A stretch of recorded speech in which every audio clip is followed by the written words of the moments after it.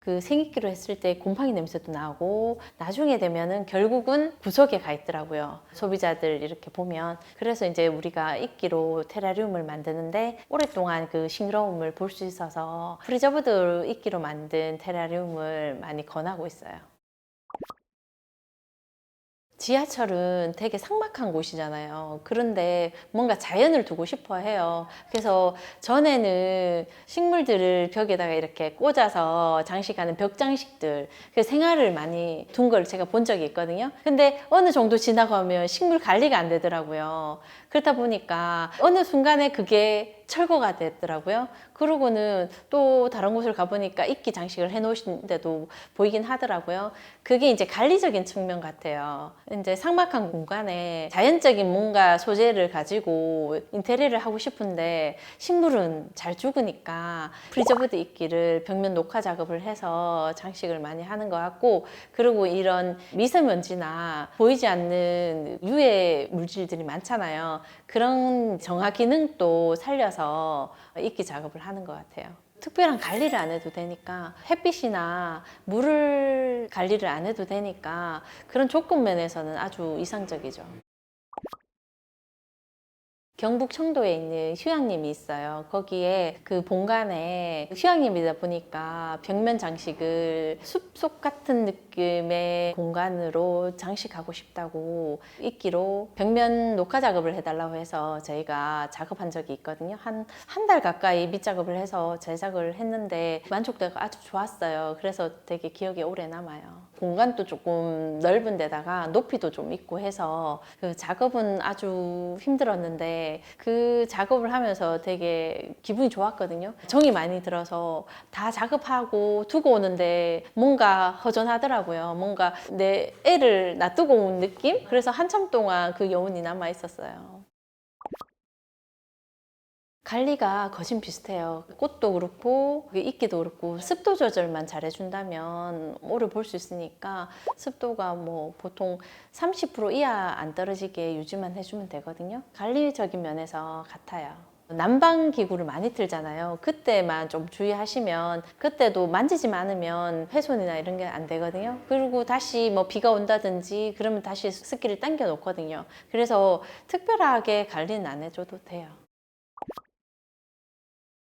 유리병 안에 모든 장식을 하는 게 테라리움이거든요. 그래서 보통 테라리움은 유리병 안에 이끼 장식을 한다든지 꽃 장식을 해서 보관하는 용도예요. 요즘 트렌드가 이끼를 테라리움 하는 게 트렌드거든요. 근데 생이끼는 아주 특별한 관리가 많이 필요하거든요. 우리가 산이고 들에서 보면 이끼는 잘 자라는 듯한데 그 자연 환경에 있을 때가 되게 잘 자라는 거고요. 이게 집안에 테라리움을 했을 때 보관을 하면 어쨌든 밀폐된 공간이고 이제 어느 정도 살균이나 모든 처리가 가능해야지 오랫동안 살 수가 있는데 전문가적인 관리가 필요해요. 그래서 몇 달 키우다가 버리는 경우가 많이 있거든요. 근데 저희는 이제 그런 문제점들을 제가 보기에는 그 생익기로 했을 때 곰팡이 냄새도 나고 그 관리했을 때 그 식물이 잘 죽어서 나중에 되면은 결국은 구석에 가 있더라고요. 소비자들 이렇게 보면. 그래서 이제 우리가 이끼로 테라리움을 만드는데 오랫동안 그 싱그러움을 볼 수 있어서 프리저브드 이끼로 만든 테라리움을 많이 권하고 있어요.